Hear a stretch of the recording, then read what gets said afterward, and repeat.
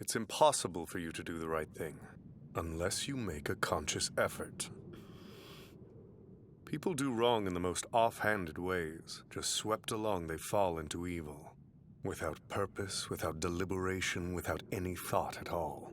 Then just like that, they're on the wrong path as if there were no choice.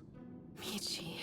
By contrast, no one ever says something like, "Without realizing it, I was just doing the right thing." Or how about, "The next thing I knew, I was doing good deeds." Or perhaps, "I helped someone by mistake. Oopsie." You never hear that. And you never will. Without intent, there's no righteousness. There can't be, because righteous action requires righteous intent. You can't do the right thing unless you set your mind to do it. If your inability to do the right thing is causing you to suffer right now, that's likely because you're aware of the fact that you're not trying to do it. There are many reasons why one may not try to do good. A myriad of fears which might inspire hesitation. You can blame it on another person or on society as a whole. You can blame it on the age we live in or the cards you were dealt. But hear me. Those who are not doing the right thing must admit to themselves. It's not that they cannot do it, but that they will not do it. And you need not force yourself to do what is right. But don't fool yourself into thinking your failure to do so is because you're unable, but because you've made the choice not to even try. All righteous people decide to do right, and then they do it. The steps must be taken in that order.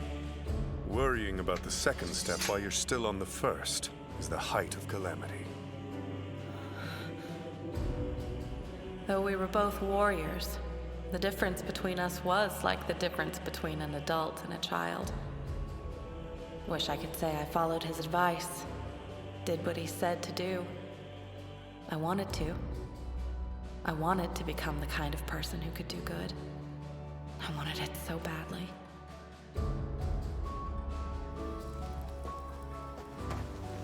Miss, take care of yourself. Hey, wait! Could you stay here just a little bit longer? I'm still not feeling too well. I'm afraid I can't oblige your request. There are many more children just like you who I have to save. I must go. But in the future, be sure to stay far away from battlefields. I pray you never have to witness killing. Or witness a slaughter, like the sort I've inflicted. Never again. The two of us were both warriors, and yet we were so different. I started to think that maybe only people like him had the right to be called that. A warrior. But weirdly, it didn't bother me that much. Instead, for the first time in my life, I felt like I had a goal. It wasn't like when I had blindly tried to follow my path, or when I had strayed from it. I wanted to become the kind of person that warrior would acknowledge as a peer the next time he and I met. He said, "Be sure to stay far away from battlefields." Yeah, I ignored that part. Step 1, want to do it. Step 2, do it. I might never really know the right thing to do, or figure out a good reason to fight. But what mattered was that I decided to open my eyes. I decided to try and find myself again. I decided to re-examine things I had stopped thinking about. All my life, nothing could stop me. But now, a towering wall was in my way. A teacher I wanted to impress. Wasn't long before I learned that the one who'd pushed me was none other than the natural-born slayer, the warrior of the ox.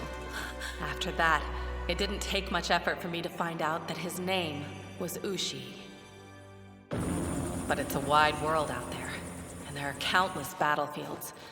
For a long time, I clung to the belief that if I kept fighting, our paths would cross again someday. And then, just when I was about to give up hope of that ever happening, Kane? Long time no see! The Junie Tyson? Yeah, you didn't